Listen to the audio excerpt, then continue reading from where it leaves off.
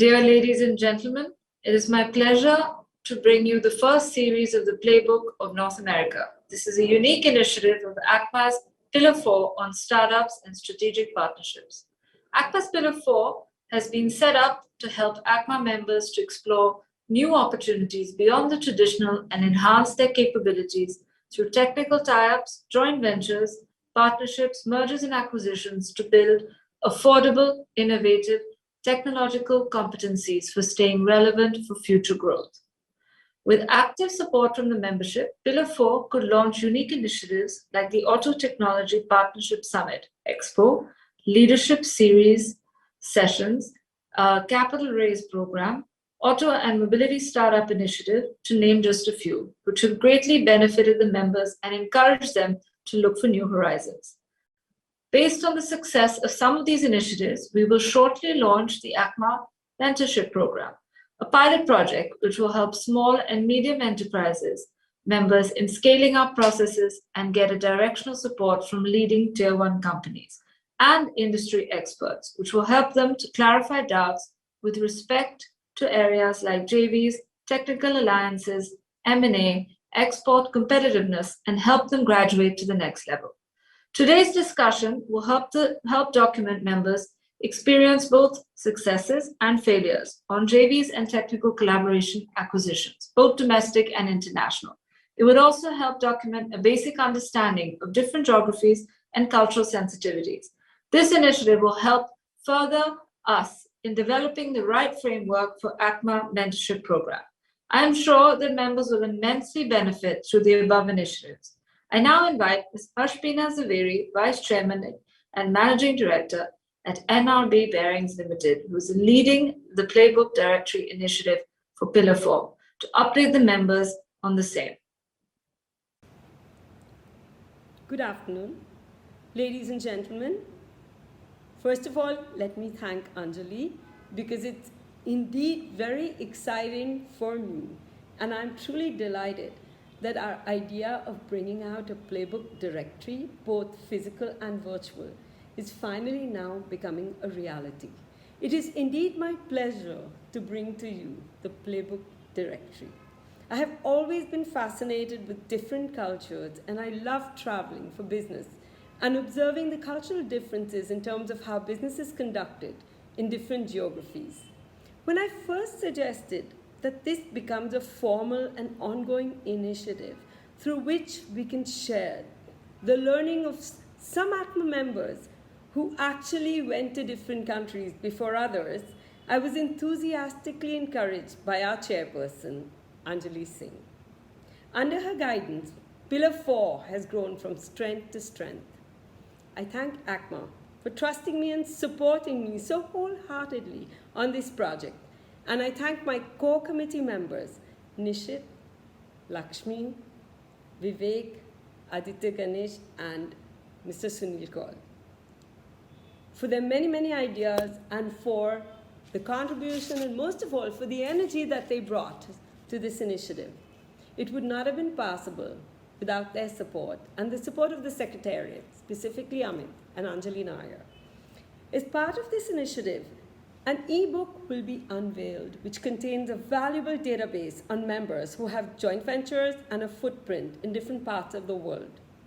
Part 2 consists of a series of videos on members' experiences on JVs, on technology agreements, on acquisitions, collaborations, and greenfield ventures, domestic and international.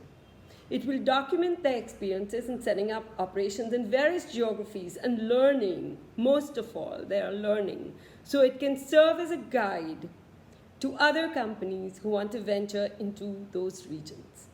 We hope this will become a guidebook and give a basic understanding of how to conduct business, how to grow using all these different platforms that Pillar 4 has been highlighting. Also, an essential do's and don'ts, a gist of the cultural sensitivities, most of all, in an audio-visual format that is engaging and user-friendly. Today's panel discussion kickstarts the audio-visual series. As a core committee, we felt that an engaging panel discussion on each geography would bring with it different perspectives in a very interesting format. We will cover many of the questions that members have in mind when planning such a foray. After seeking input from many members, we decided that our focus would be the strategic plan and intent of your companies. What was the strategic plan? What was the intent of the companies that are sharing their learning? Why a particular type of partnership was chosen by them? How the decision-making process actually played out? What were the thoughts behind the selection of the partnerships in the region where the initiative was based? We will also deep dive into the operational plans. How did they take the plunge? What was the cultural context? The sensitivities, how were they navigated, and beyond.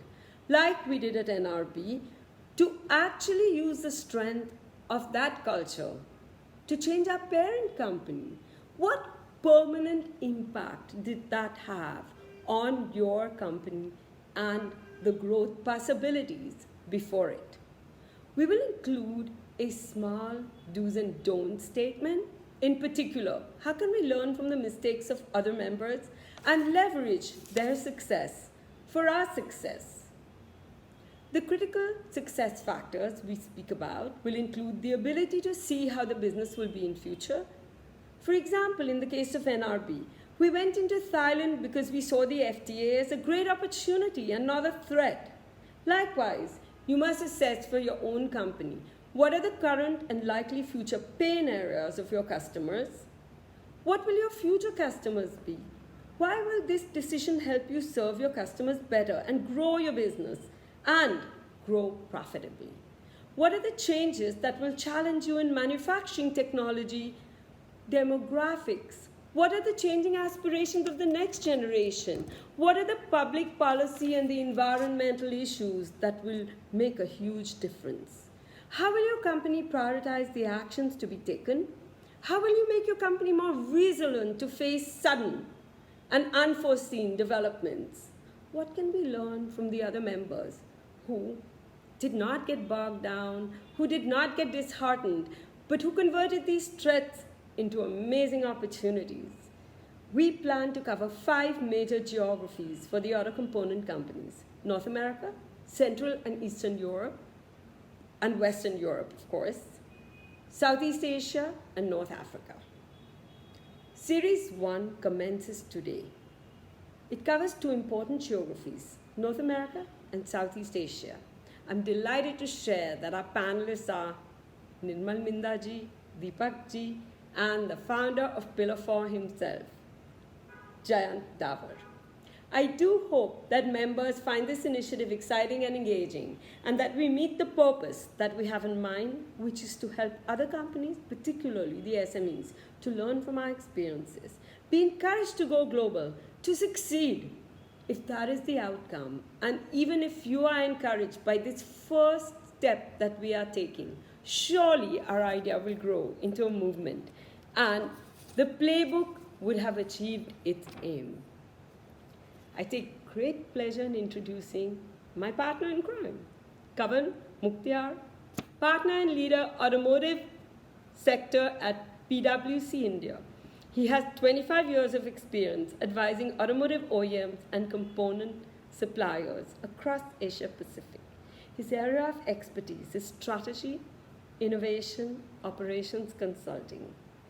Let the show begin. Ladies and gentlemen, greetings from ACMA, and I have privilege in welcoming all of you to the second episode of the ACMA Playback series, the ACMA Playbook series. And the Playbook series, as you may know, has been envisaged as a knowledge book that you can access anytime at your convenience.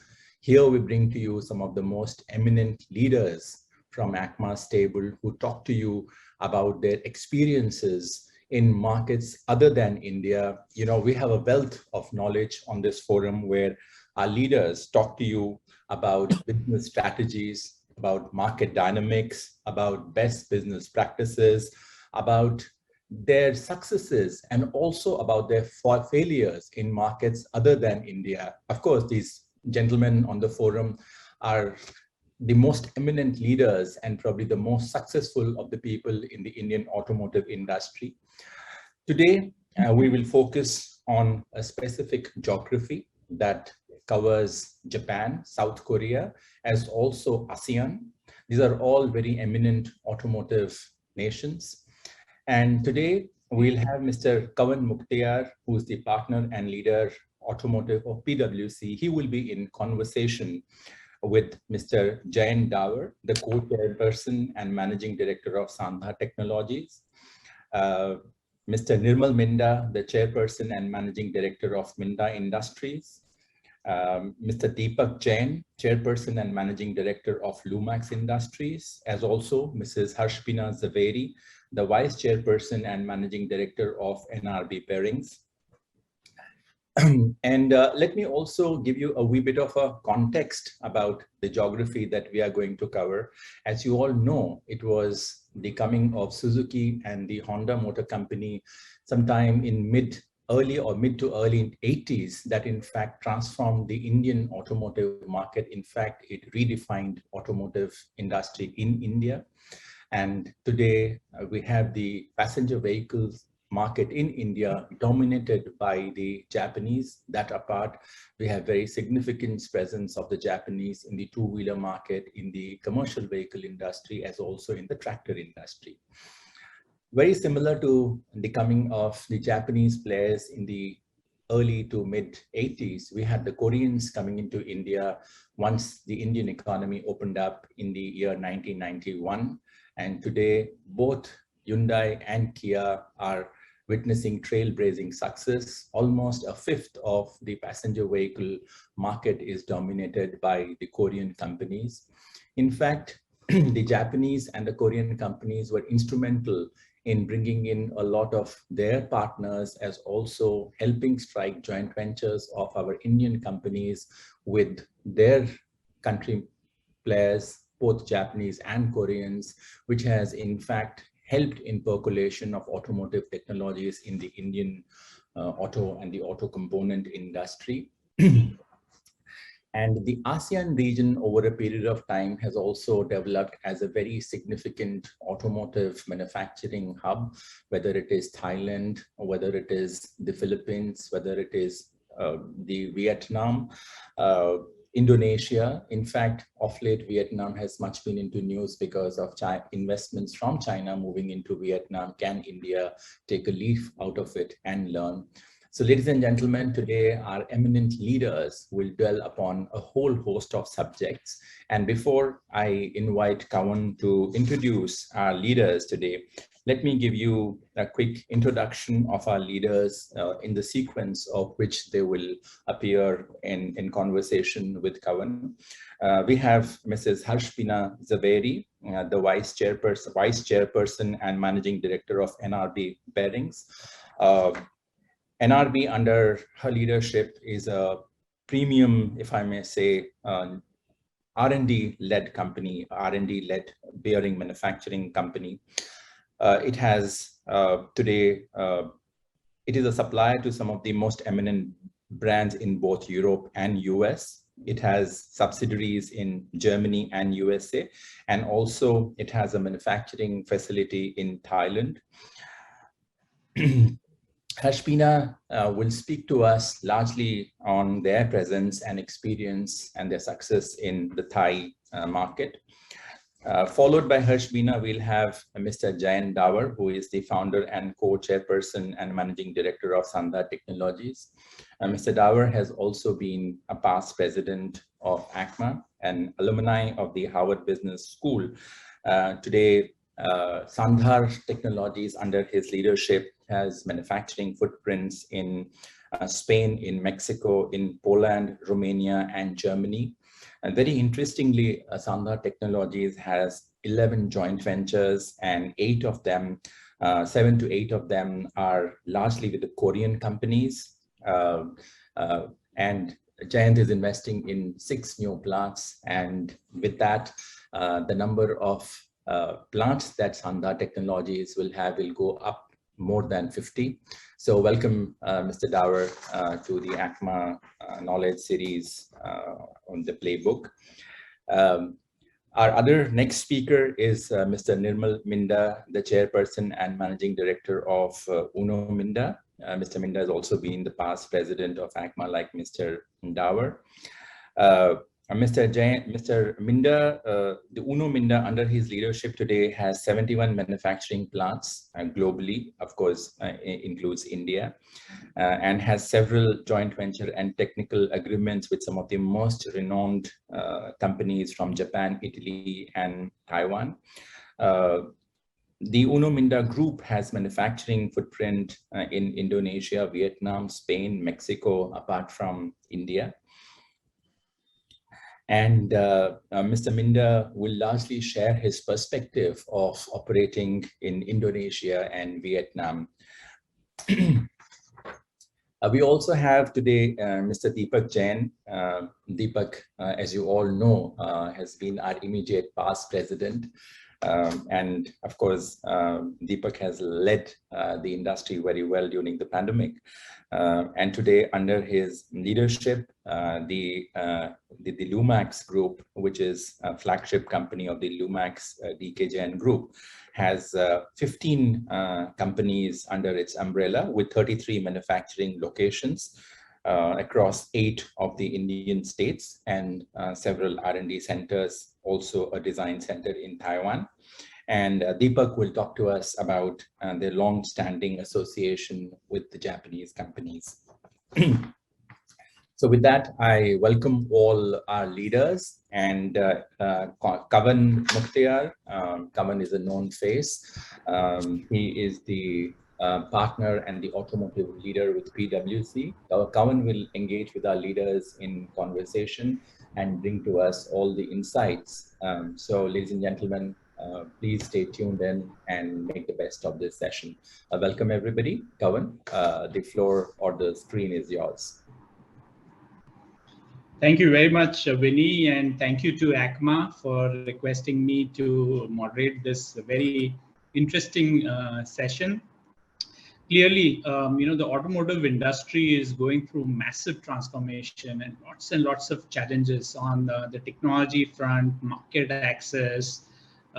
There's new competition that is coming in, and strategic partnerships is going to play a very important role in that journey.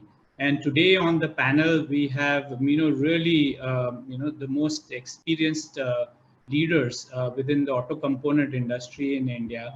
And our endeavor in today's session will be to bring out their experience on how did they go about making these partnerships and, greenfield ventures as well, especially with the geographic focus being Southeast Asia, as well as Japan and Korea. So let me first begin with Mrs. Harshbina Zaberi.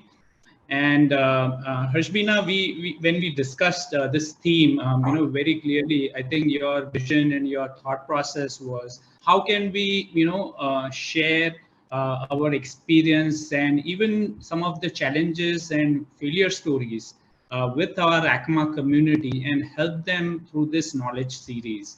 And clearly, one of the big challenges that, you faced, for example, in your, entry into Thailand was how the culture in the country was very different and how was their outlook towards India. And, so we're really looking forward to your views on your experience on what were some of the learnings and what did you bring back to your parent company as well. So let me first begin by asking you this question about what do you think and what is your vision about the intent of this playbook, and then maybe you can segue into describing your Thai operations and how you went into Thailand. Over to you, Ashwin. Thank you very much, Kavan. I think that when I first came to Thailand, the first visit with regard to our greenfield, the Board of Investment rolled out the red carpet for me. That was a very unique experience. And as I was seated in the Board of Investment office, I read what they had on the wall. It said, Thailand, land of investment opportunities and success stories. I think that was really our motivator. We wanted to be one of the success stories in Thailand. We were actually the company that had no orders or inquiries from Thailand. There were many reasons why we chose Thailand. The primary reason was the FTA. We thought it was a huge opportunity. It was the first comprehensive FTA. Everybody was panicking. And we said, you know what?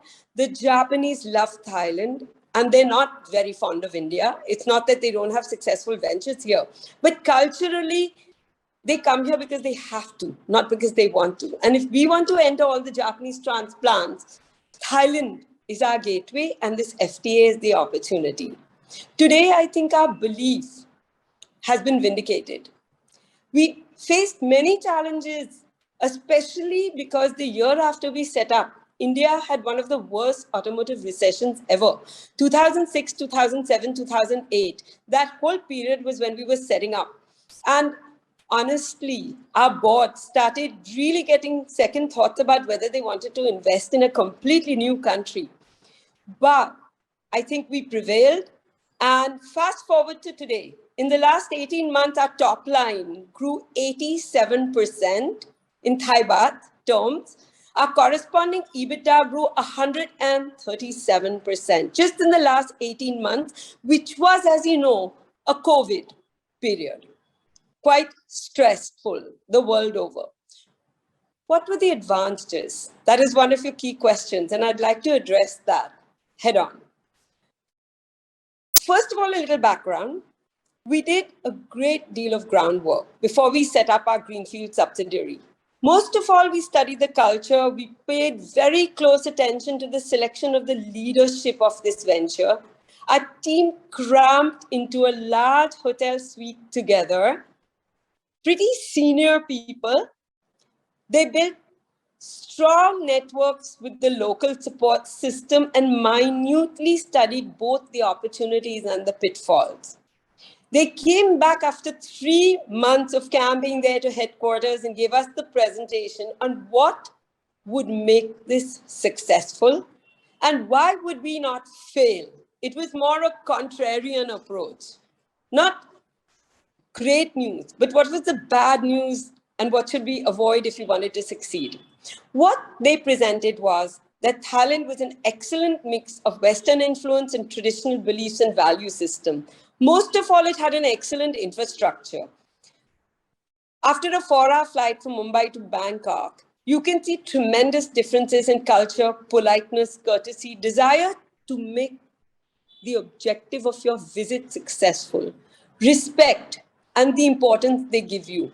We said, let's leverage these key amazing Thai traits. Frankly, the amount of effort that the customers took to handhold us and the Board of Investment and the Indian Embassy was remarkable. Dento Mazda Tanaka trained our employees and continue to do so. Quite the opposite, from the experience that we've had in some other countries. So initially we transferred technology from India to Thailand. But now not only do we have instances where we develop products there and processes there, what is more important is it has become our benchmark manufacturing facility. And we actually benchmark the culture of Thailand. We have only 3 NRB employees there as a policy. 120 employees are Thai. We truly run it as a Thai company and not as an Indian company transplanted there. I think the greatest advantage that we faced was the large electrical manufacturing infrastructure. Cars, computers, mobiles, essentially they have deep respect for the environment. That's the second point. And the egalitarian culture is very aligned to NRB's values and my personal goals. So today we completely focus on Thailand for our critical EV strategy because Thailand has a natural advantage there. I think that our presence in Thailand really helped us gain access in many different ways. I'm going to end here because I think there's so many more questions that you have from other people. But I think you can see that we didn't just transplant something from here to there. We actually exported the Thai culture back. And today, it is our benchmark manufacturing facility. And India is emulating what they achieved.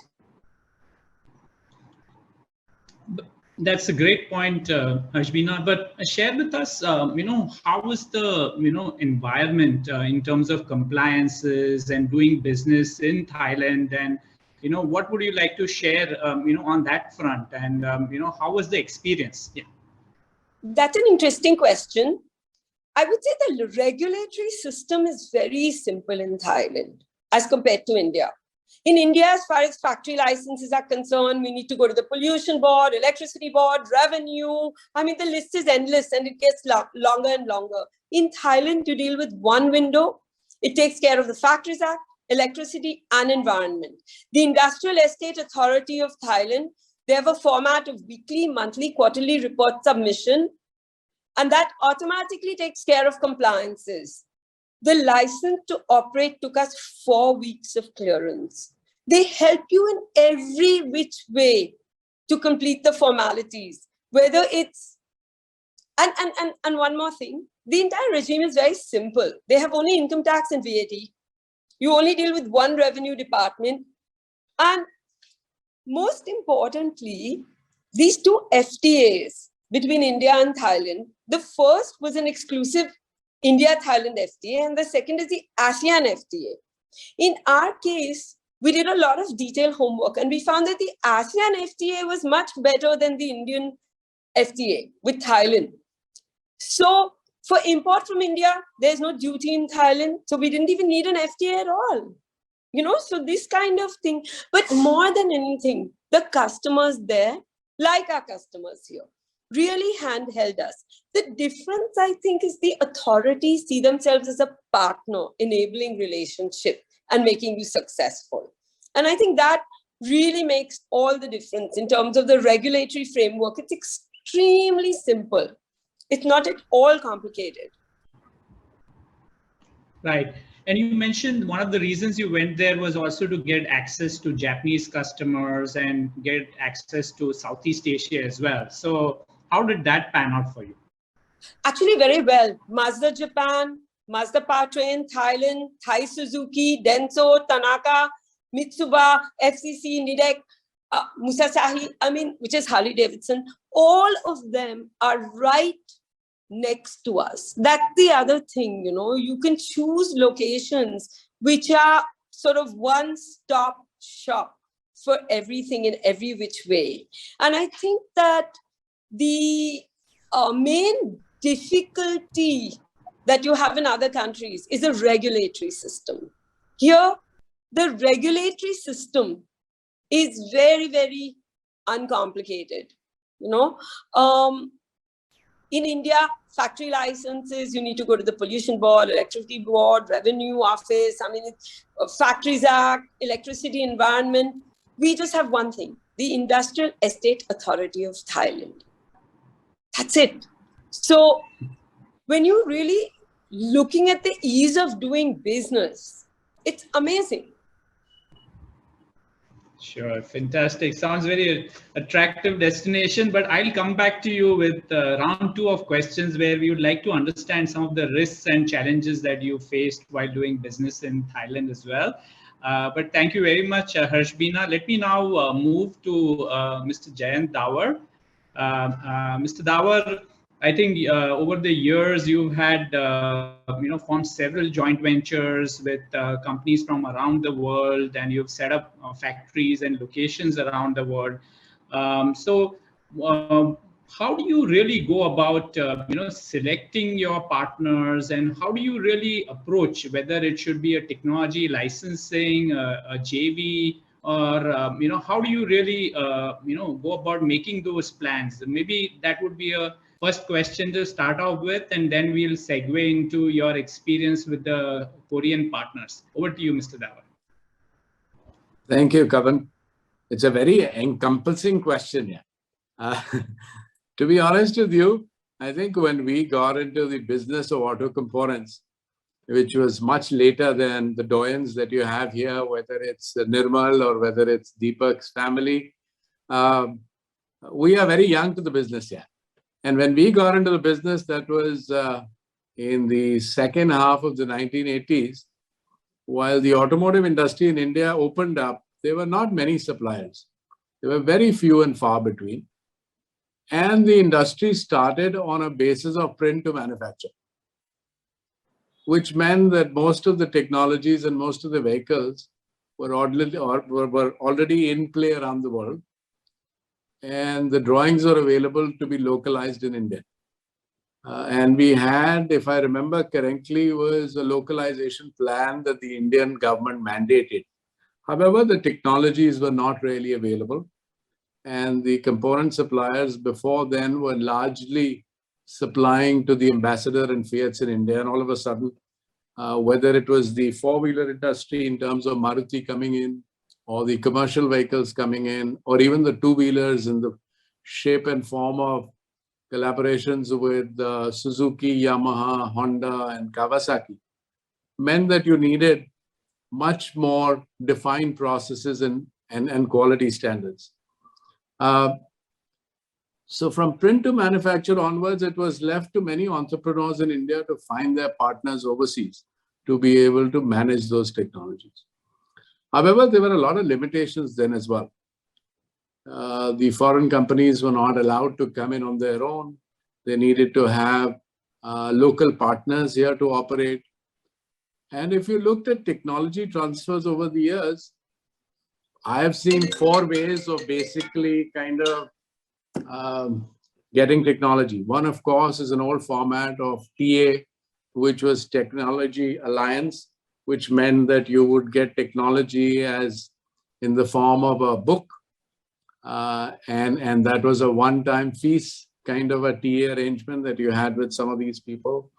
The second mostly used form was technology collaborations, or TCs as they were called, which meant that your partner would hold your hand besides giving technology and setting up lines and giving your technology on and off as it upgraded. Now, both these technology transfers were limited in the scope of technology that was given by your partner. They obviously held on to the family jewels much stronger, and the amount of technology that was passed to the Indian companies were limited in nature, was not, let me say, the latest of a kind. The third aspect were joint ventures, again, where they were mandated largely by the Indian mandate of not having 100% ownership. So while all these three were possible forms of collaborations or technology transfers, each one of them had limitations to the amount of technology that you could access. The fourth way, of course, was to go and acquire companies overseas. And these acquisitions not only brought technology to its fullest, because you were buying literally the history of those organizations and all the technologies that came with it, along with their customer profiles and so on and so forth. So to answer your first question, I think 4 access points, TA, TCs, JVs, and acquisitions are the norm. And I think the Indian industry has used all its norms over a period of time. Now, of course, things are changing. You don't hear of too many TAs. The norm is largely TCs, JVs, and of course, in recent times, many more acquisitions.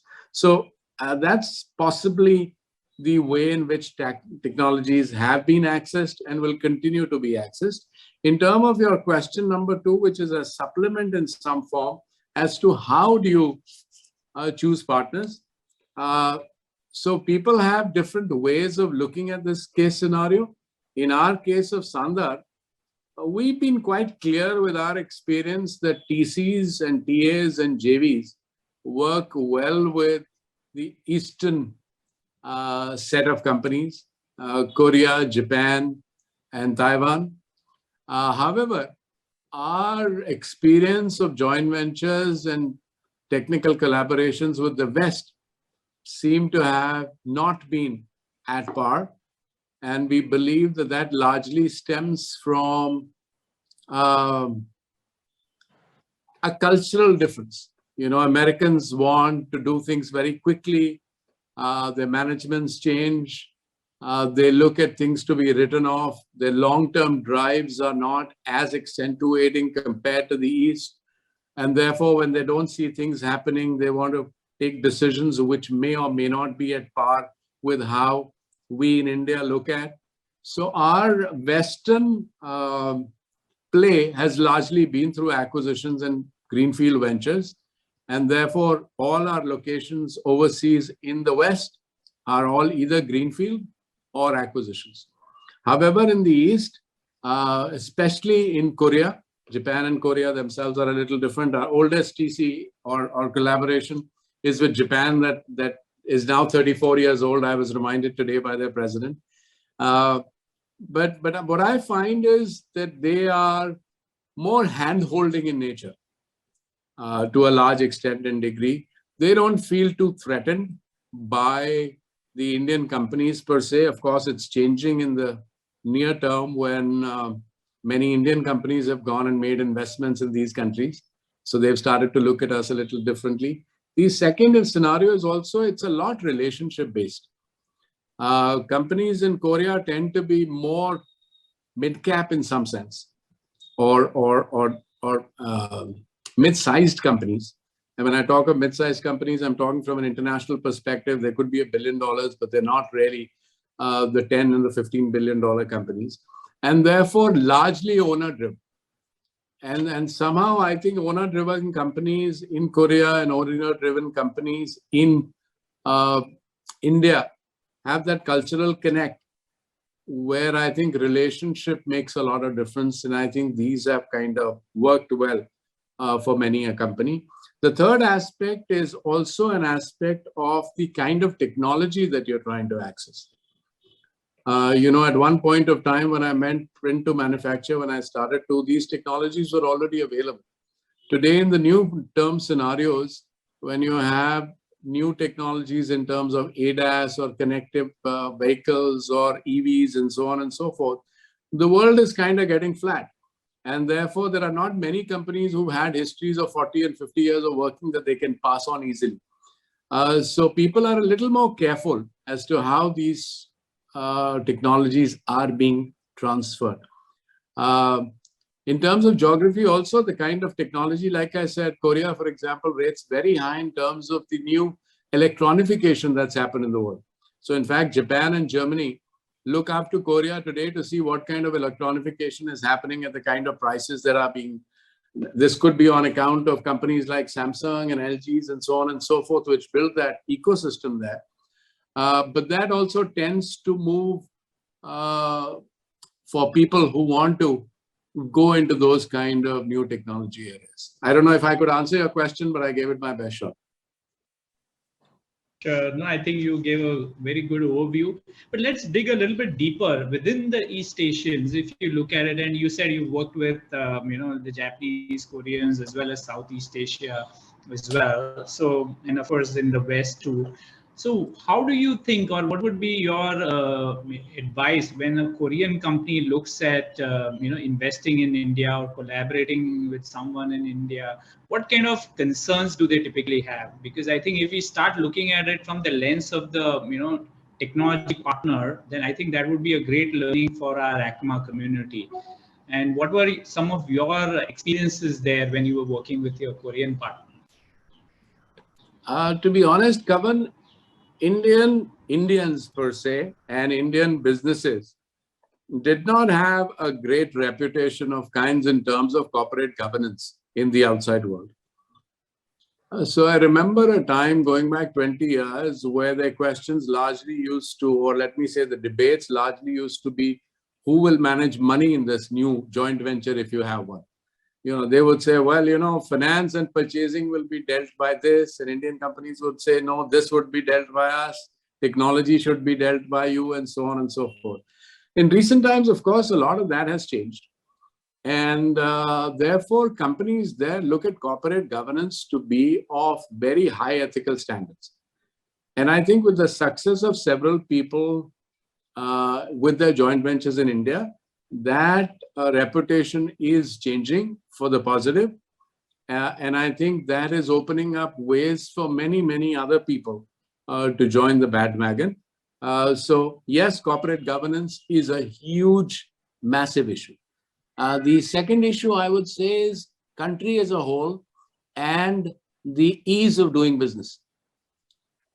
So a lot of companies outside of India look at India with a little bit of apprehension of the number of licenses that would be required, capital, currency itself is not tradable today. So that becomes an issue. There is the issue of devaluation, which has led a lot of people to not make the kind of returns for the West or for other companies overseas in India. However, there are positive sides to it as well. They do believe that India does open an area where manpower is cheap. They also believe that Indians are intelligent people, although productivity is low. They also believe in the huge Indian market.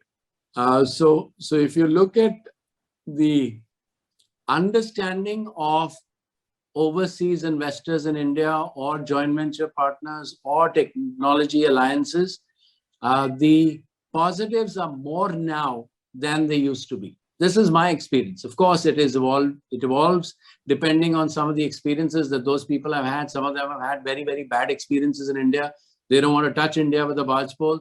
There are some who are now getting the attraction of the Indian market again and saying, yes, we did that earlier. It didn't work out, but maybe if we choose a better partner, it makes sense to do it. So, like I said, things are more positive today than they ever were in the past. Thank you very much, Genji. And we'll come back to you with the next set of questions in a few minutes from now. But let me now move forward to Nirmal ji. And, I think you have a, presence across the world, but also, direct presence in Indonesia as well as in Thailand. So we would like to know your views from a Southeast Asia standpoint. What made you, and I think you were one of the first Indian companies to, set up base in Indonesia in the auto component space. So please share with us your experience as you embarked on this journey to invest in Indonesia, Thailand, and get access to the Southeast Asian markets, please. Over to you, Mr. Minda. Thank you, Kavanji. I think if the story goes back way back in I think it is almost 2000, in the year 2000. And we, as you know, that we are an old company supplying to the various OEMs in the Indian continent. Yamaha was one of our customers. And there was one guy came from Yamaha, Indonesia, to look at our factory. And he said, why don't you come to,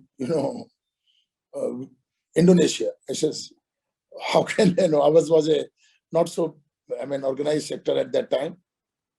He says, no, come once, have a look. We have a factory within our factory, and we are looking for some kind of a competition to our own factory. They were producing, let's say, in those times, switches light by themselves within their plant in Yamaha. And he says, I'm inviting you after seeing your facilities that you can do. And why not look at that? So we had Sumitomo known to us, Sumitomo as a partner.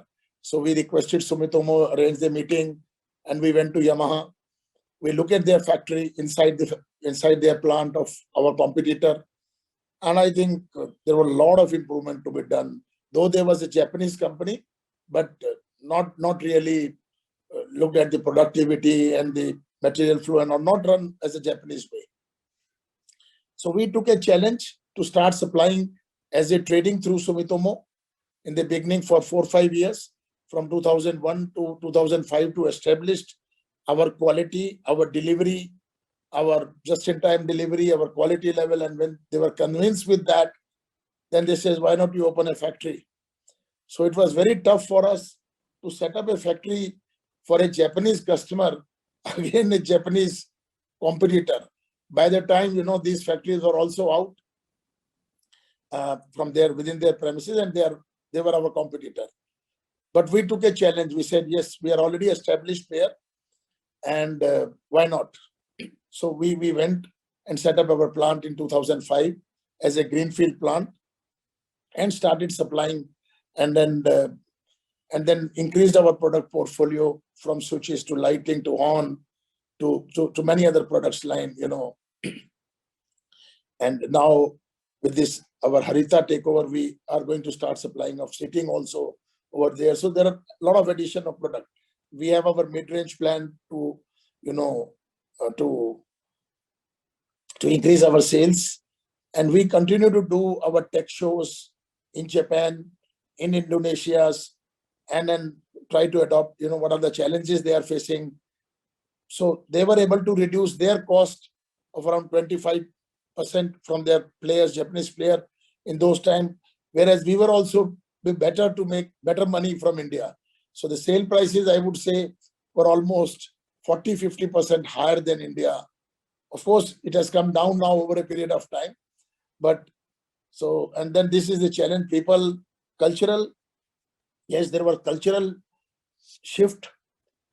So we could know the cultural shift by starting in a small, that time, me and my brother were combined, Then later we separated in 2013. So initially it was started combined project for outside this in Indonesia, and then subsequently we set up in Vietnam, again for Yamaha, Piaggio, and then we got an order of Honda now a few years ago. So challenges, one of the greater challenges, experience. We are a vegetarian company in India, in all our 71 plant. And there they said we cannot survive without serving non-vegetarian. And that too, I don't want to name what kind of vegetarian, we don't know. So we cannot survive in Indonesia without serving them in our factory. So we had no choice. So we had two kitchen, vegetarian kitchen as well as non-vegetarian. So this is one kind of a cultural difference. But I would say the productivity is good. People are more focused. And as Hashbina said, their corporate governance, their ease of doing business much better. We know, we remember that we had all this kind of approval, and within our industrial state, there is a licensed company in the complex of the industrial estate management. So we used to get all our work done, all our permission through this licensed company.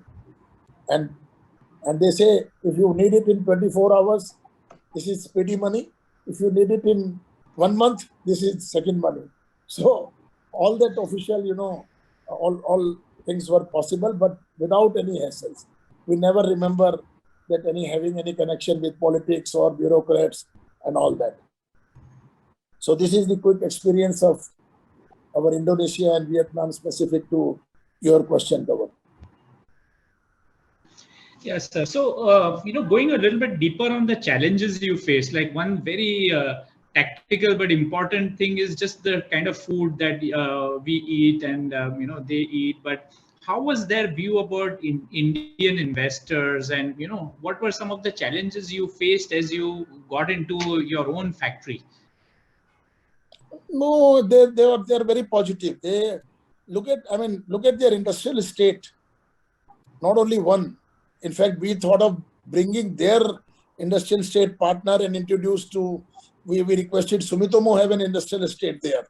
So we requested, why don't you set up a industrial estate in. At that time, this Manesar was even not started. So this was a Japanese township, and even in Gujarat. So there are no industrial estate. So there are, even in Thailand, even in Vietnam, all these Japanese real estate company have built up a very, very big industrial estate, whether you call it MM2000, Equip, or our Caravan industrial area. There are about more than a dozen industrial areas which are, with all the, I would say, equipment set up, whether it is effluent treatment plant for the industrial estate itself. So all these kind of facilities were set up. So were asking about the challenge. I remember, yes, there was again a training, and then even in the manpower also, I would say that Japanese have gone much before us in the Indian company. So Indian company were there already, like Indorama, like Birlas. So they were there. We went there. We got their ideas. What are the challenges they are facing? So they say nothing. As long as you have customer and as long as you have your cost of production competitive, I think nothing happens to you. So you can easily start. So we got a very good reference, of because they did the liberalization much before us, and about the another challenge about the manpower. I think manpower, I would say the productivity of an operator is much better than India. So that is maybe 20-25% better than India, I would say. And as Harshbina said, initially we had around 5-6 people, Indian people, and nowadays we have hardly 2 or 3 Indian people. That's enough. All are run by Indonesian or Vietnamese. Great. So I think you talked a lot about Indonesia, but Vietnam and is a emerging market in many ways, as an alternate as well. So would you please maybe over the next 2 to 3 minutes share your experience in Vietnam? Is it similar to Indonesia as well, or you see a different kind of a regime and compliance regime there? I think better than Indonesia in terms of ease of doing business. Much better than Indonesia. If you compare, both are really good. If you compare to that, and as you know, all these Chinese they have selection, they have the investment, Japanese investment from China and all that. They're all moving to Vietnam, and that is because of their ease of doing business and the governance and the kind of skill. No union, nobody want to talk as long as they are paid adequate, salaries, adequate wages as per the regulations. Perfect. Huh? People don't talk to each other while working. Quite disciplined, and I would say fairly good than Indonesia. Okay, great. Thank you for those insights. And I'll come back to you, and we would like to know a little bit more about the risks and what would be your advice for ACMA members when they are looking at entering these markets, and what are some of the pitfalls that they need to watch out for. But let me now move on to Mr. Deepak Jain. Deepak, I think you have one of the joint ventures and several joint ventures now with companies from across the world. And you do have alliance with the Japanese companies, which is over 3 decades, I believe. So please share with us your experience of working with Japan, and what are some of the nuances that you picked up, cultural differences, and what was your learning journey as you maintained and nurtured your relationship with a Japanese partner for so long. Over to you, Deepak. Thank you, Kavan. And it's really, for me, a great learning also to hear, really luminaries from the industry, Jayant, Nirmalji, and Harshbina talk about their international Southeast Asia experience. I think Lumax Group has always been a collaborative group, right? And we have our fundamental business philosophy is to actually try and partner with the world's best for the Indian market, and try and basically grow their product portfolio in the Indian market per se. We have 9 joint ventures. Our oldest joint venture is 37 years. Our youngest joint venture is actually 2 months old. So I always say we have a nice bouquet of family where 2 of our joint ventures are mature adults, 37 years, 24 years. We have 2 joint ventures who are teens, 13 years, 14 years, literally. And 2 basically toddlers who are about 4 years, and 2 who are just recently born 1 year, and 1, still an infant, that's just 2 months. So that's basically the play. Of the 9 joint ventures, we have joint ventures which are 4 which are Japanese, 1 Korean, 4 basically European, including Israel. Now, particularly to your question, right, let me give a little bit of background. I think for us, joint ventures, collaborations, there's two purposes. One, obviously, it's customer centricity, and almost all our collaborations have come through a need by our customers. So we've been carefully engaged with our customers, and customers do say. Give an example, in 1984, when Hero and Honda were trying to make their alliance, and also Maruti Suzuki was coming in, they were looking at supply chain partners. And of course, Amish, my family was already doing business. We were making lighting for other manufacturers like the Fiats, like the Tatas, premium automobiles. But I think also Winnie in his opening remarks said that in mid-80s, that's when actually the whole Indian auto landscape started changing. And I think, Hero and Honda had a Keiretsu company, Stanley Electric. They were making lighting. The Japanese were not interested at that point of time to come to India. However, with the collaboration, and we were fortunate that the Munjal family actually looked at us as a Jain family and said, hey, why won't you want to do lighting for us? And they actually facilitated a technical agreement with Stanley and Lumax. And that's how our first partnership started.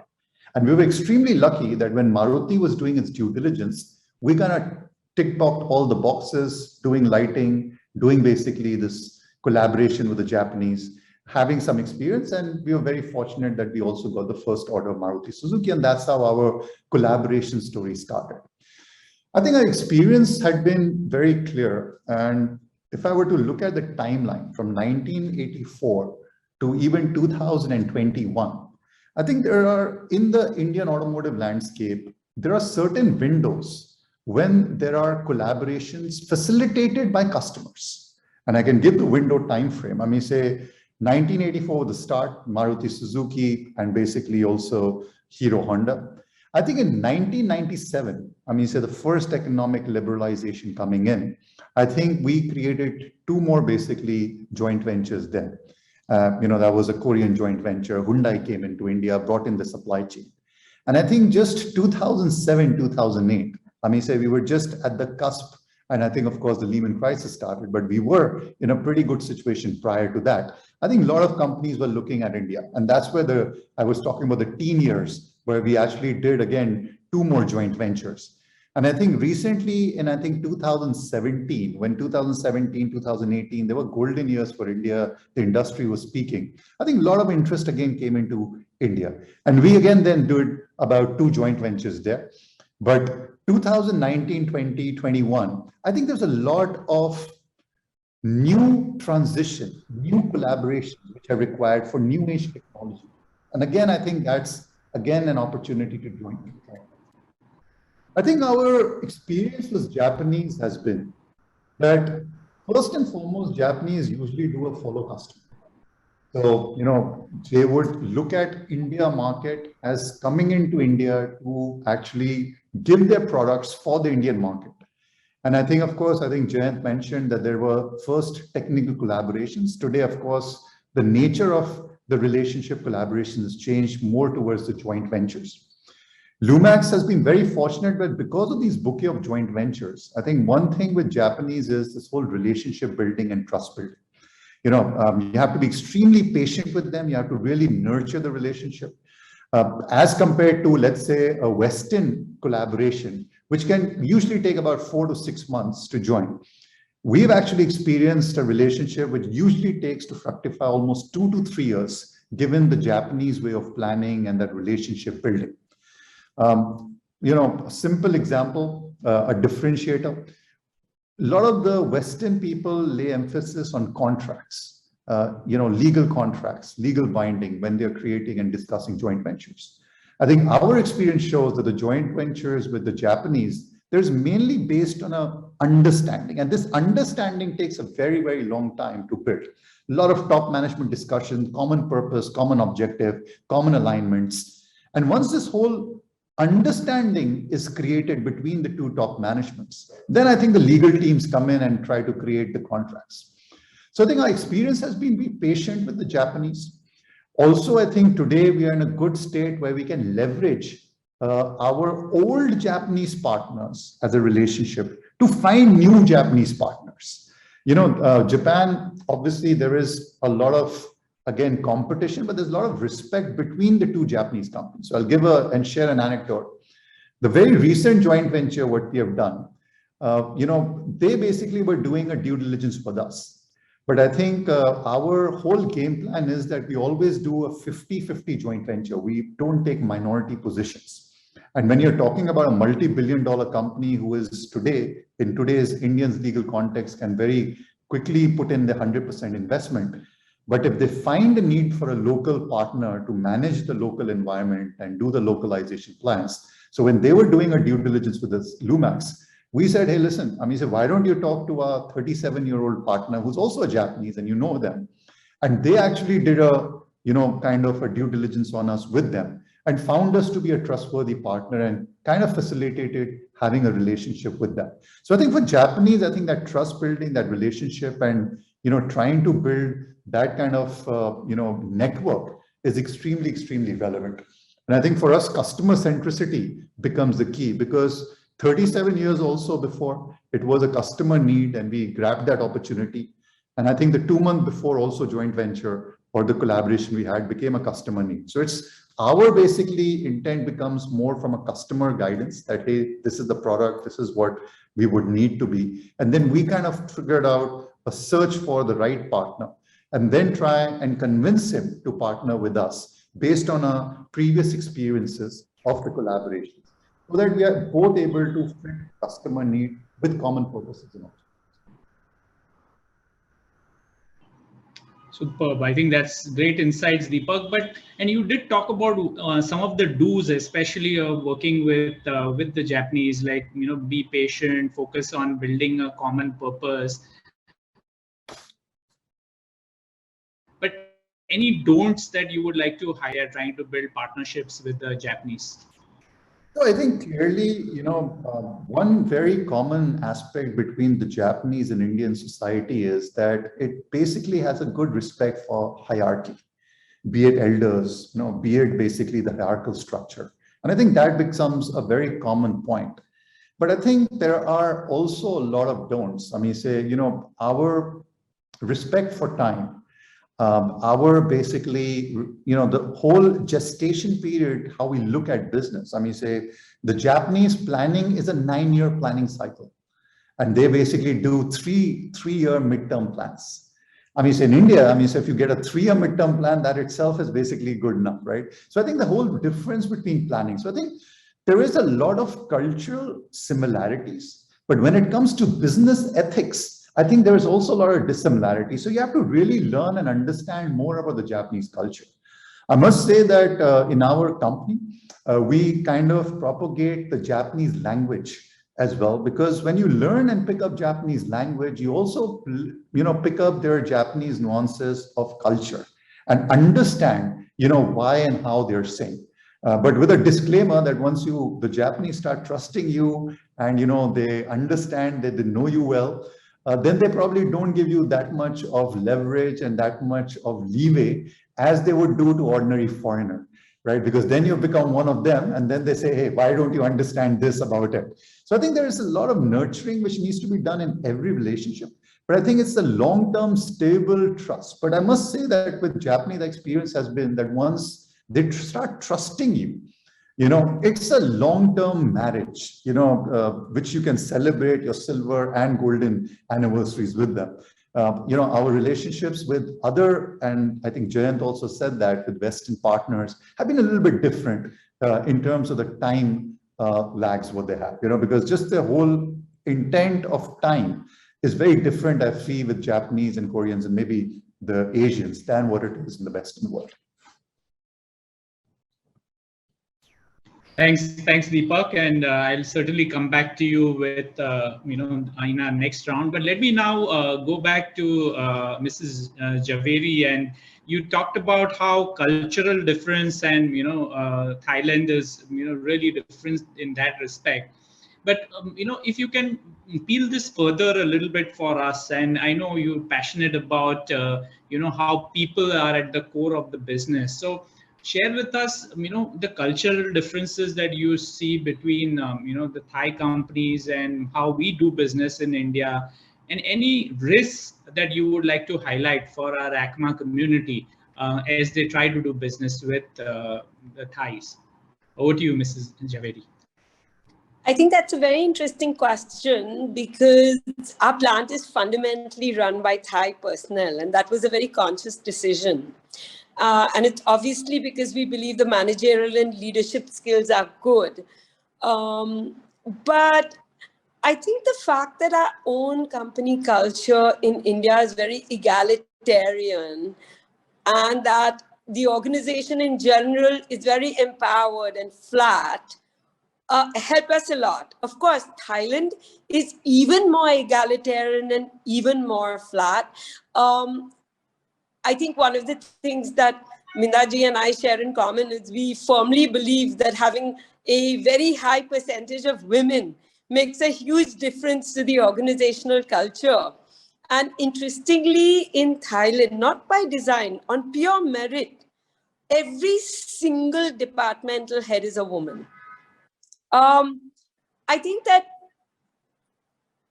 our Thai subsidiary epitomizes what NRB wants to be and our culture at the finest. The head of manufacturing is a woman who's an accountant by education. She understands the graphs and she knows which way they should go. And she knows what should go down and what should go up. And I think that we have exported a stronger culture to India. A lot of companies, feel that the parent company's culture is the one that should prevail. And I think that could be well what Jayant and I share, this passion that our company should have the highest level of culture from wherever we can take it.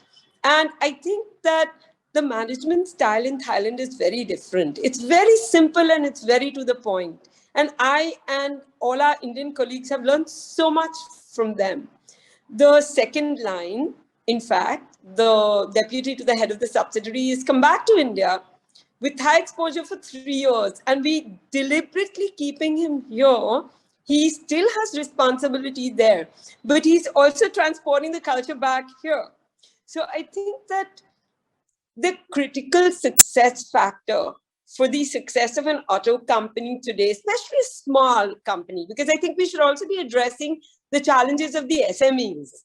That's very important because we as leadership in ACMA, our role is to simplify and clarify to them what they can best emulate. And I think that there are simple things that can help you to succeed, which smaller companies can actually do better. The kind of groundwork that we did when we first went, we were much, much smaller when we went to Thailand than we are today. So setting up a greenfield subsidiary needs a lot of homework. And I think that we studied the culture, we paid close attention to the selection of the leadership of this venture.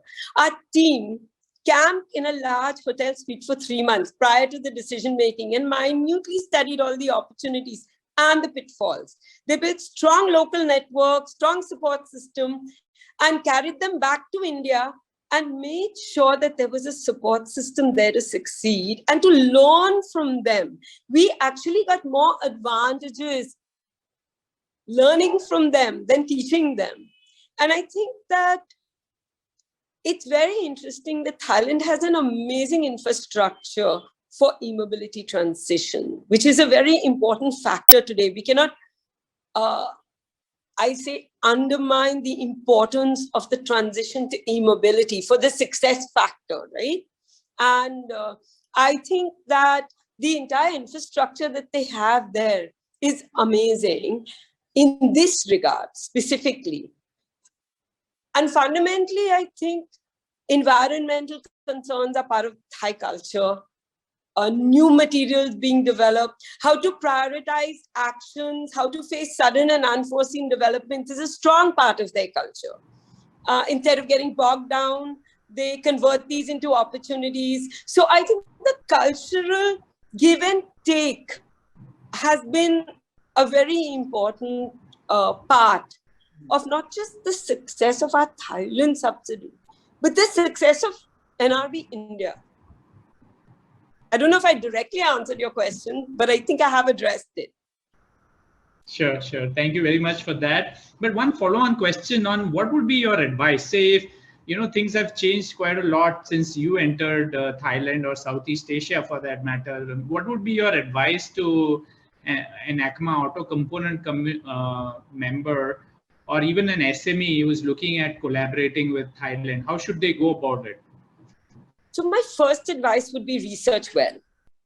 We studied the different industrial estates, the smaller estate versus the larger one from every angle, not just cost, supplier base, maintenance, spares, tools, consumables, support system, infrastructure, worker and manager relationship and availability, so that the complete supply chain in Thailand could be worked out. Do both a holistic overview, and then wherever you find things of concern, really go down to the last sort of level. The team that was sent there was extremely senior. We sent our best people there and we gave them 3 full months to do this and return with the report. The Indian employees who were selected for going to Thailand loved the culture. It's extremely important that you send people who respect and love the culture that they are being sent to manage. I think the main trait, apart from the obvious ones like integrity and competency, is respect and affinity for the culture where you are sending people. Keep in mind, I'm an anthropology major apart from, urban planning. So for me, the culture and the bits and pieces that create the culture are the core of the profitability and the success of the venture. So we as a company ensure that we send people who are comfortable and love working with the local people, who want to learn about Indian tradition, but we are there to learn from them rather than teach them. And I think that helps a lot. That's a critical success factor.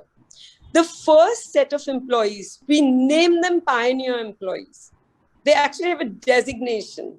And that experience with the pioneer employees should be something that other Thai employees really sort of love. It's a very collaborative culture. Every single target is jointly set. Second, or I should say third, because I've covered 2 points. The third most important is networking. Networking is extremely important. Use every possible member of local chambers, business associations, board of investment, the local industrial estate, your own embassy. Find a group of like-minded people who are going to support and not let you fail. And make sure that you pay attention to what they are saying. I think studying the culture and paying close selection to the original leadership team of the venture is extremely important. And I would say customers. I mean, I cannot tell you how much help our customers gave us. We selected those customers who really wanted us to succeed. I didn't focus equally on all customers. We selected the customers, which were going to be our initial customers, I think that makes a lot of difference.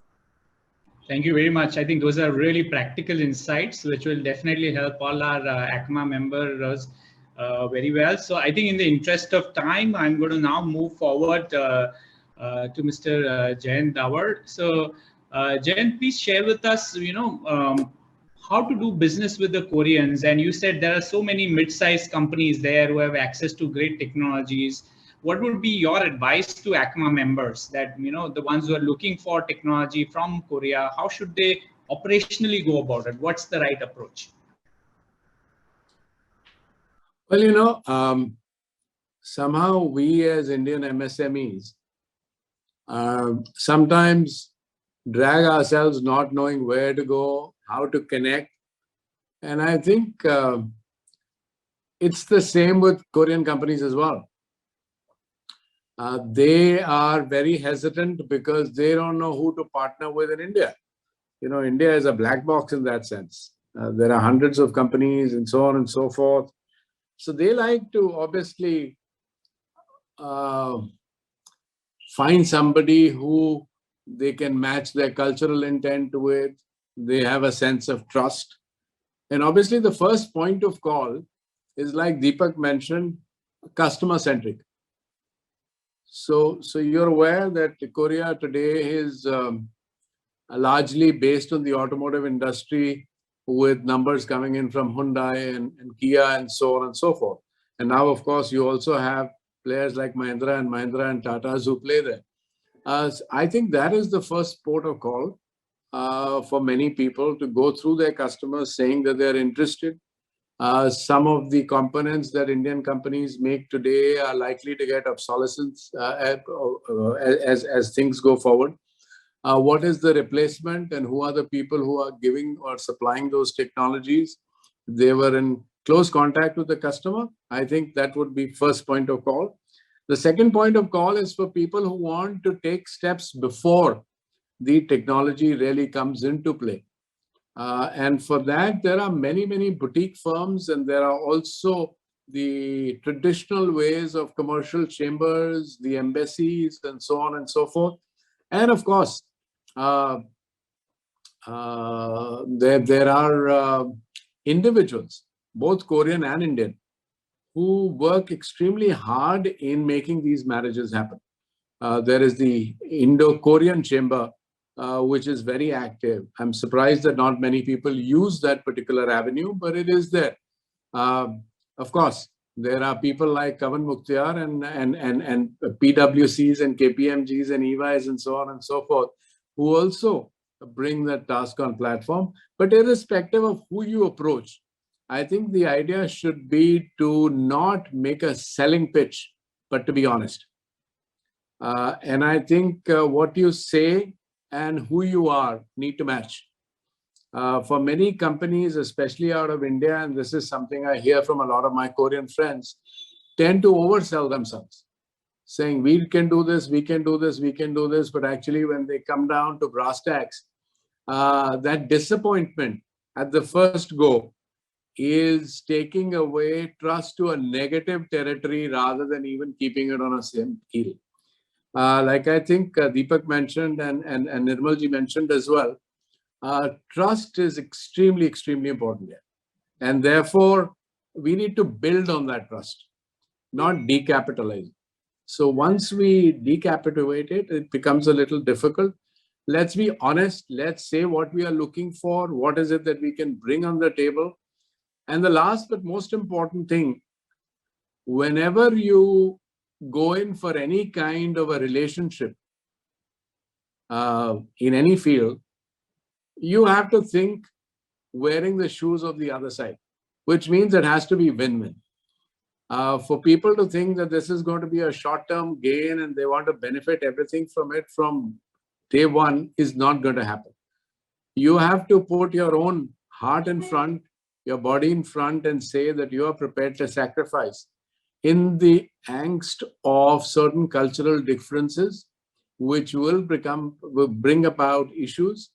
But the idea and intent is to solve those issues out, wearing, like I said, the adversary in some cases people feel should not be the case. Think of it as a partner, and things will move, and things move very quickly. Once there is trust and belief, again, like Deepak said, this is not the West where the legal language takes a precursor. It's the other way around.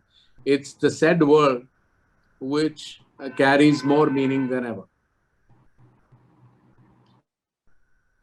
Absolutely. But, can you share with us some anecdotes or stories of how, doing business with the Korean partners is quite different from rest of East Asia as well? And any risks that you would like to highlight of working with Korean companies as well? See, it's a mixed bag. We've had mixed experiences as well. As we talk today, we are at a stage where we are winding up one of our joint ventures. Again, a Korean company. Now, we tried to run that company for a long time. Unfortunately, our partners in Korea, because of their investments in the region between North and South Korea, where they'd made large investments, they closed down. They had to call literally for bankruptcy. And not only did that call for bankruptcy, it also meant that a lot of their employees left. They could not make investments in India. But the one thing that we've learned is that, like it is with human nature, when you deal with companies that are mid-sized and owner-driven, a large aspect of this is not really professional in nature, which is probably not the way the Japanese work at it. The Japanese work at it in a different fashion. Their long-term horizons are much longer than Koreans. So the Japanese tend to look at 10 years and 20 years and 25 years. However, the Koreans probably look at numbers of 5 years to 10 years to be a very, very generous time of a relationship. The Japanese can wait 5 years for a profit. The Koreans can't wait beyond 2 years. The access to funds for Japanese is much easier than it is for Koreans. The areas that the Koreans excel in is electronics, where the level of obsolescence and the speed of obsolescence is much higher. And therefore, their task is completely different. So I would say in many ways, they are more closer to a trading community than the Japanese are. So you have to keep those risks in mind. And once you know where you stand, I think, and if you can take care of your partner, the partner will take care of you.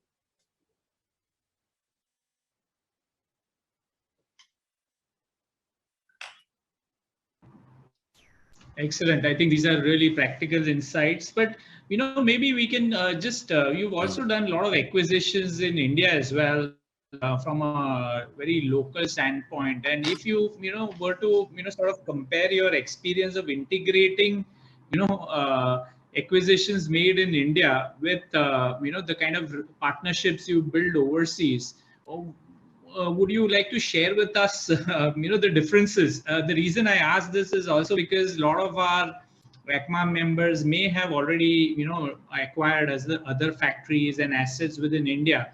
That experience to working with partners overseas. So if you could contrast these two scenarios, please. Yeah, Kavan, we've done about 6 acquisitions, right, overall. And honestly, for us, international acquisitions are easier to merge and integrate than the Indian ones are. We need to remember what our culture as a country is. And therefore, it isn't one culture in some sense. You have people in the East who are different than those in the West and those in the South, and even state to state, there are differences. So right. To be able to integrate them into one platform becomes extremely difficult. Also from a perspective of the red tapeism that we have state to state, makes it extremely difficult for one to kind of merge the entire thing in. From an international perspective, I find it easier because most of the countries that you operate out of have largely one culture.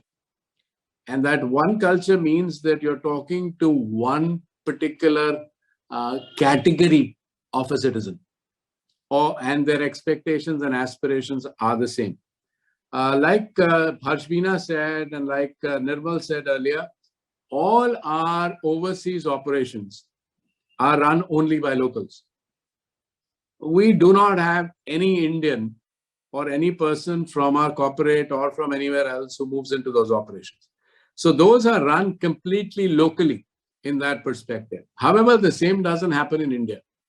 In India, in trying to relate policy, to execute policy, you tend to have cross-border, state border kind of people moving in here and there, which to my mind is very essential, needed, but causes a lot of confusion. So that's something that you have to keep in mind. Also from an Indian perspective, depending on the size of the acquisition, the expectations and aspirations of people, their owners, become a little mangled kind of a game. The last thing, however, I want to say, which is extremely positive for some people wanting to grow through the acquisition route, is that the pandemic, although it has been dreadful to the entire world, has thrown up a lot of opportunities in this space. And I wouldn't be exaggerating if I say that during the times of pandemic in these 18 months, we have possibly pursued almost 18 acquisitions. Pursued. I'm not saying they've closed. I'm only saying the ballpark, the only thing that stops us is because of the valuation methodologies that have come into play during this pandemic, where people feel that because of easy money flow and because the US has awash the world with doubling their currency in the last 18 months, the expectations of people in terms of valuation has gone up to levels which is kind of mind-boggling. However, there are many opportunities still at play, both from a perspective of companies that are in red or haven't been able to manage cash flows or have had difficult balance sheets because of their leverage. Also on account of many people wanting to exit the business, because all of a sudden they've started looking at their own life a little differently. They want to get out of the rat race and sell. So for many, especially in this program that I see, I know most of or everyone sitting here is growth oriented. This is a great time. I'm sure Nirmal and Deepak and Harshbina would say the same with the number of proposals they are getting on their desks every day.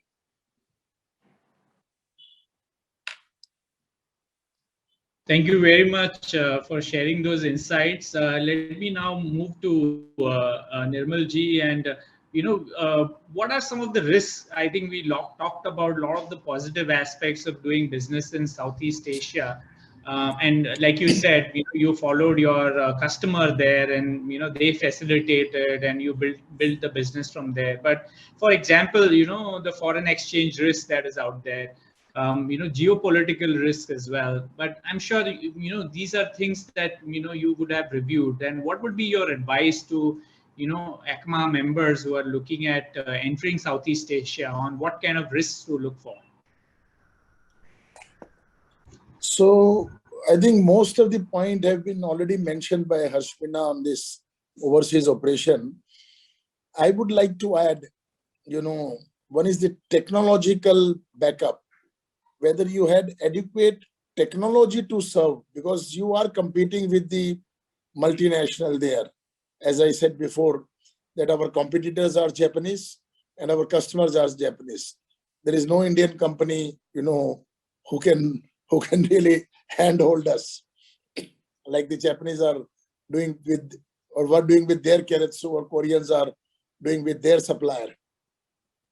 So this is a big challenge, when you have customer and competitors are Japanese, so you are working on your cost competitiveness, and more important is the technology. Are you able to provide innovation, the next generation, the technology to them? So are you spending enough in India to make your own self-reliance and then give the technologies to them? Unless and until it is an M&A, who have their own. I'd like to add something at this point, if I may. I think Nirmalji has brought up a very important point that we cannot underscore, because the entire idea of this exercise is to share our most critical learnings. And I think that in the case of the current changes that are taking place, the critical success factor for an auto component company today is the ability to see how the mobility business will be in the future. What are the current and likely future pain areas of the customers? Where can we serve the customers in ways where we can use this transition to our advantage? I think that's very important for ACMA.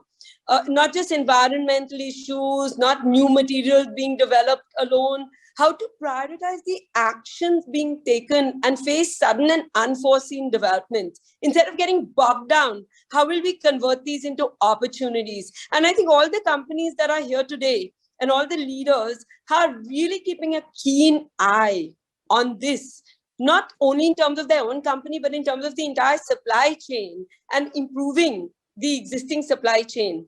R&D, I think, is the core of this entire strategy. And fundamentally, I think Indian companies, even small companies, really need to focus on their R&D efforts and change completely the way that they look at the future. And I think that what we learned most of all from Thailand is that the main trait, apart from respect and affinity for the culture, is that a formal system of ensuring that you're in touch with the changes that are required and that your people truly understand that. I think that is what really you learn when you go internationally, that you have to come back and change the way your company behaves, exactly as Jayant also mentioned and gave examples, and even Nirmalji. And I think that is really the message for our ACMA membership. This is an opportunity today. There's so much transition. Grasp the opportunity. Oh, absolutely. I think a great point, Ashbina. So I was just mentioning about, thank you, Ashwin. Yes. So Yeah, go ahead, please. yeah, no. So one thing I was saying about the technology, so you have to have a, that innovation, new product, because why? You may get the business of a present model. They may give it to you as a second source. But in the newer model, you have to get a business as a first source. And for that, as I mentioned before, many of the decisions of the Japanese companies are taken in Japan, in their. So another challenge is that you have to have a connect with the, with the one, in their R&D in Japan. So you continue to show their strength, you continue to show your ability, your competency, your capability to develop the new product or new ideas or something, so that you are part of your RFQ system in the new vehicles, new global model. And global model is the era of today. Nobody makes this model only in one country. So that is one. And another challenge is that you must not depend on single customer. Sometime, look at this. When we went, the Yamaha market share was 45%. And today it is something around less than 20. And Suzuki was almost 10-15%. Today they are hardly 2%. I'm talking about two-wheelers. So then we were mainly dependent upon Yamaha. So then we diversified our customer base. We got an entry in Daihatsu, Toyota, and today we are supplying to Daihatsu, Nissan, Toyota, and all. And that has all happened through our, consistent effort at Japan and at Indonesia and Vietnam. Regular interaction and a communication and technologies. So, and this is one. And second, I already mentioned that you have to be cost competitiveness. What are you bringing from India? What are you going to manufacture there? What is your going to be total supply chain, so that it is a sustainable quality as well as delivery and at cost competitiveness to the customer and profitable to you. So these are few thinking, and I think manpower wise, as I said, that you have good talent available, good skill available, you can mold them to your culture or you can learn from their culture. I think this is your own system, basically. I would not say culture. Normally, in our company, we have our Minda system. We call it anywhere, all our 71 plant will have common system, including international, whether it is acquisition, even if it is acquisition, then we will have our own SAP, our own flow, our own production planning and control systems. Of course, it takes some time for the integration, but at the end of the day, everybody knows that, they have to follow Minda system manual in all the areas, so that, it is easy for us to control and to look at from the same eyes. Everybody can view it from the same eyes. Even our audit teams who goes, let's say once in a year, whether it is a commercial audit or it's a technical audit. So they all know what is all flow and what are all systems. So these are all my few comments. Unless you have some specific question on risk, then I can comment more. Yeah, I think you did cover quite a bit of that. But what about geopolitical and the whole China plus one approach, and also the currency risk with all the trade FTAs getting signed, and things like that. So any thoughts on that? Because when you are in the international market, and ASEAN has its own complexities even within the region, and with respect to Japan. So any views on that? No, I would say none of them risk we experienced in the last almost two decades. Yes, exchange currency fluctuations are there, and the Japanese customer do undertake this kind of a fluctuation consideration versus dollar. If we are there are import contents, we do declare them. These are import contents. In fact, our localization percentage is much higher in this country vis-a-vis Japanese, our competitors. And these are all by and large hedged by the customer, taken care by the customers. If it is an import or that's point number one. And as far as this political, I don't know. In the beginning, when we were set up, we were thinking, oh, this is a Muslim country and something like that. I'm talking about 2000, but no, they are nowhere. It is as the brother. They follow our festival. They celebrate Diwali. They celebrate Raksha Bandhan, and we celebrate their festival Ramadan. So all it is one kind of a, I would say, no, as a geopolitical and exchange risk also, as I mentioned, nothing. In fact, on the other hand, we are doing a study in Uzbekistan, but there, we are very careful. There is a demand in Uzbekistan increasing. We are studying there, but there we feel that there is a lot of risk involved as of now, though they also are liberalizing, but maybe it will take 2-3 years to stabilize them. So, but they are also trying to change. Thank you very much, Nirmal ji. So let me now move to Deepak. Of course, Deepak, you shared a lot of insights, but again, the same question for you as well. What would be your advice to ACMA member companies trying to form new joint ventures and technology collaborations at this stage? You can begin with the view from Japan, but maybe expand it to other areas as well. How should they operationally go about finding the right partners? I think, Kavan, as I mentioned before, I think for us in our experience, it's always been customers. Customers give us a lead. Now, if let's say for ACMA members, we're going first timers to Japan, I think clearly customers. And customers do give us leads. In customer engagements also, we all have Japanese customers.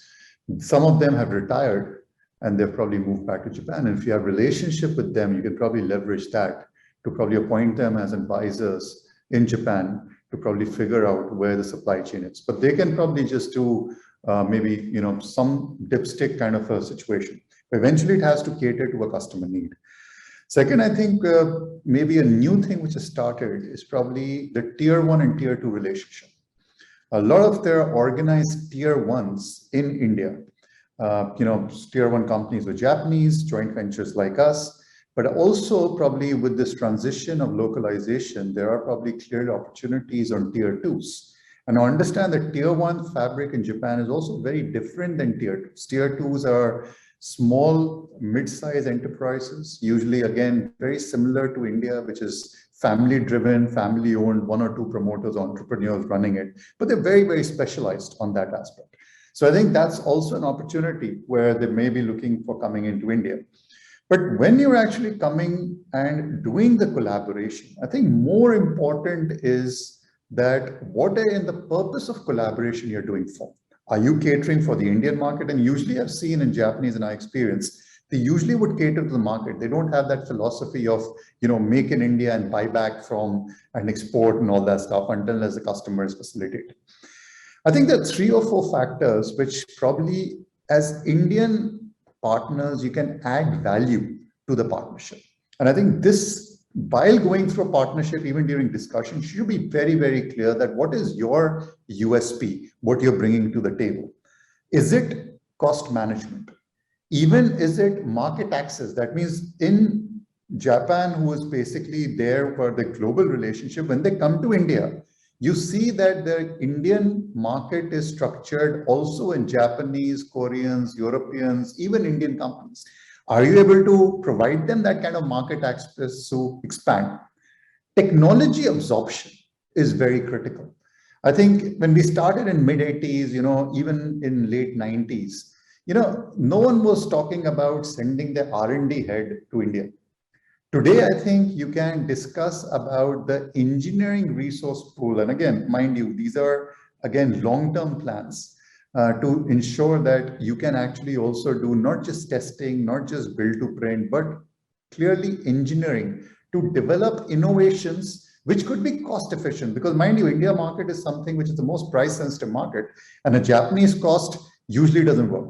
Nirmalji talked about the era of global models. How does an Indian partner provide the Japanese partner there that Indian footprint outlook? So these are your selling points which can use to your leverage. And then through customers, through advisors, through tier 1, tier 2. I'll give a very simple example. We just did a basically relationship or a technical alliance with a company, which is a very Hamamatsu based company. And they were looking for a partner we didn't even know. However, our current joint venture partner with basically manufacture gear shifter systems in similar territory, they used to, procure parts from this company. And while these two Japanese were talking, they said, hey, I want to build something which is in India. They actually came to us, say, there is one company who's looking, would you like to discuss with them? So they were tier 2s to him. And then we formulated a partnership with them. I think the currency while making the partnership is simple, it's trust. And I think particularly to Japanese, the promise making. So I think don't commit unless you can actually do and follow it up. I'll give a simple example. Usually a Japanese would say, okay, I would take about 3 years or 4 years, to build this, to build a business plan. And in India, in our enthusiasm, sometimes we say, no, we'll do it in 6 months, we'll do 1 year.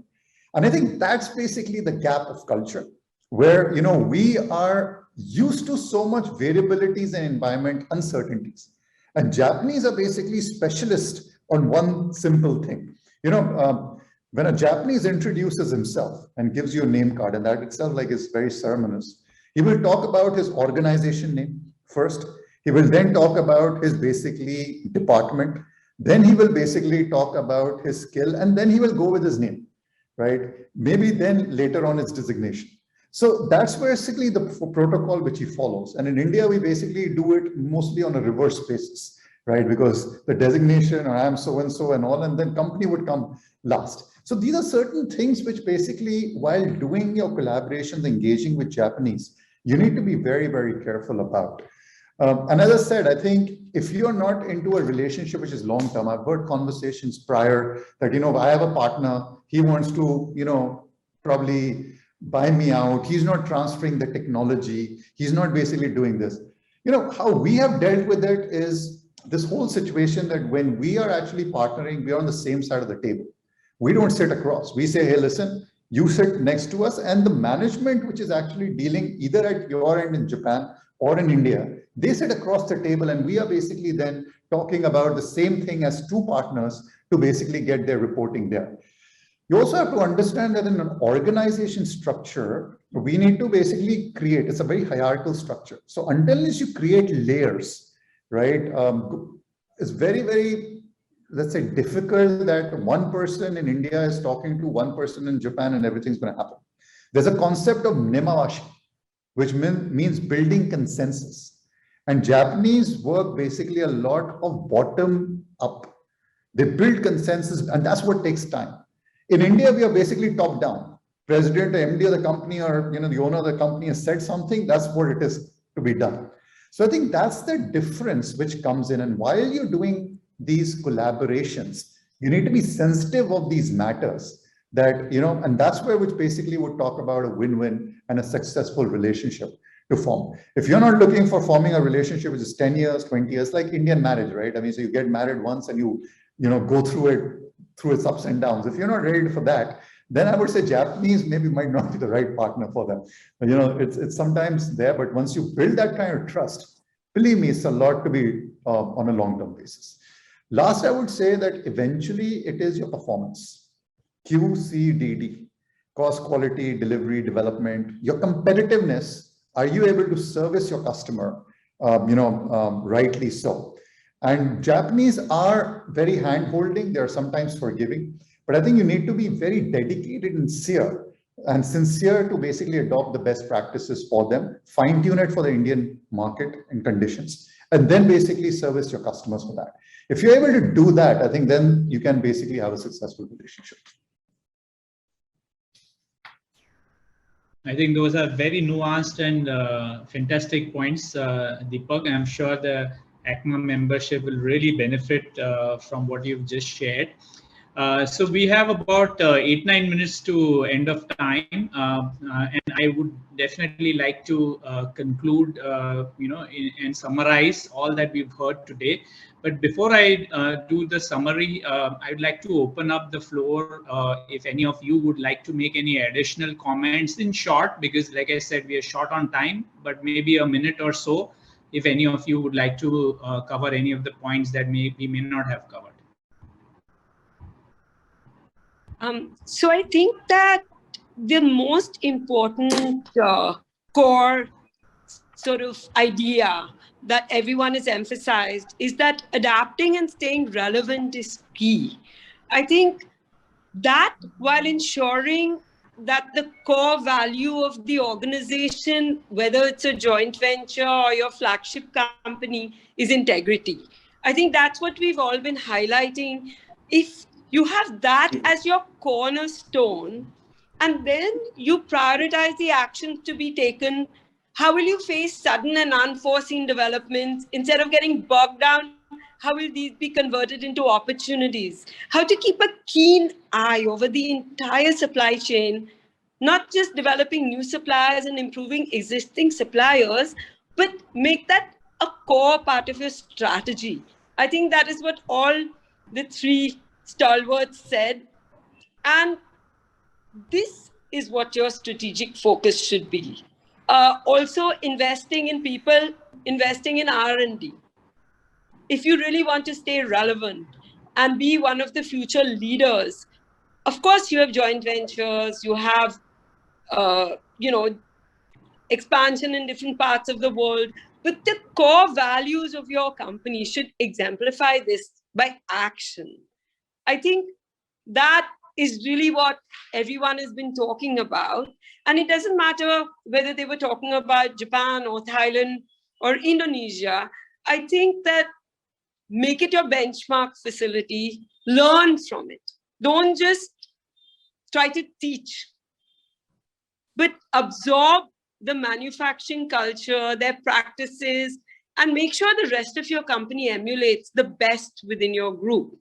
I think that is really very, very important. And I think my final kind of learning in this whole wonderful exchange today is that let yourself be influenced by other cultures. I think our customers always comment that when they come, they don't feel like they're working with an Indian company. When the Americans come, they say we feel we're working with an American company. When the Europeans come or the Japanese come or the Korean companies, they really see that affinity. And I think that affinity comes with the openness of the company to learn from all the cultural experiences around. And I think a lot of the unsaid, and I know for a fact that Nirmalji and Jayant and in fact, all three of our stalwarts today have put a lot of emphasis in specific training, which has resulted in this. And we don't have time to go into that, but trust me, all three of them have really trained their entire company and the teams. And this is the result of that effort. Thank you very much, Harshbina. Any final comments, Jayant, Mr. Minda, Deepak, before I conclude? All I want to say is we are at an inflection point today. I think the pandemic, the change of powertrain, the awareness of people, and the mindset changes that have happened across the world. If you look at it and correspond it with the automotive component industry or the auto industry, we are definitely at an inflection point. And life has become an escalator. Either you're on it, moving up, or you're going to fall. With those circumstantial kind of scenarios, you have no option but to check for obsolescence in your own sense, stay relevant, like Harshpina said. Find technology partners. Deepak spoke about the spirit of collaboration. It is no longer possible for one to be able to stay alive alone. You need to work with people. And I would highly recommend the areas of Japan, Korea, and other areas of Southeast to be good partners for the long run. You can't do without them. And I shouldn't say this, but I'm happy to, in some sense, that we've seen examples of many Western counterparts leave the country and run away. and we also have examples of many companies from Japan who may not have been doing well, but the level of perseverance they've had in continuing their operations and improving upon it talks to us about great relationships. However, like I mentioned earlier, ethics of very, very high caliber are required with Indian companies to not only sustain joint ventures, bring in trust, but also for capital building. You know, if we go back and see examples of Indian companies that used to have at one point of time, as we said, a double economy, cannot be sustained today. And unless and until you are carrying the ethos to build capital, to build trust, and think of win-win with all your partners around the world, it's time for you to maybe pack up and sell. Like I said, acquisitions are in the game. You are getting good valuations. So maybe that's another aspect that one should consider. Yeah, thank you. Thank you, Jayant. Fantastic words. So Yeah. I would say, Kavan, I would say that, you know, the purpose and objective has to be very clear. Whether you are going to set up your greenfield plant abroad or maybe M&A or the JV technical license in India. So what is our objective? The basic objective is that we all want to grow our business. For growing our business, you have to have a trust, as has been talked by Deepak, Jayant and Harshpina, trust and confidence and relationship underline with all your stakeholders, starting from the customers, employees. You have to nurture your employees. You have to build your talent, you know, nurture them. Collaborator, third stakeholder, your investors, your bankers, or if you're a public, then your investors. So all the stakeholders, your society where you are working, you have to have a trust and relationship for all your growth, whether it is collaborator, whether it is anywhere, whether it is abroad. And as long as if they see you, they trust in you, and they see you that you are a good corporate governance company and a good, Jen talked about, and corporate citizen, I think everybody will fall in love with you and you will be successful. That's my final word. Thank you. Awesome. Deepak? For me, I think, you know, when we engage with the international community, be it Japanese, Europeans, everything, I think you're engaging not just as your own company, but as an India brand. And I think that's where an opportunity is to actually conduct yourself in a way which actually makes India proud. I think that's an opportunity. And I think today, India is on that cusp, be it through talent, be it through technology, be it through market access. There are a lot of international companies in the India. I think in the auto industry, given the inflection points which we all know and transitioning through, collaborations, there will be no other choice but to collaborate, right? It could be internal, it could be from startups, it could be from global collaborations. As long as you can actually do it in the right way for win-win and promote also the whole Indian brandness, I think that basically is a great opportunity for all of us. That's what I would like to say.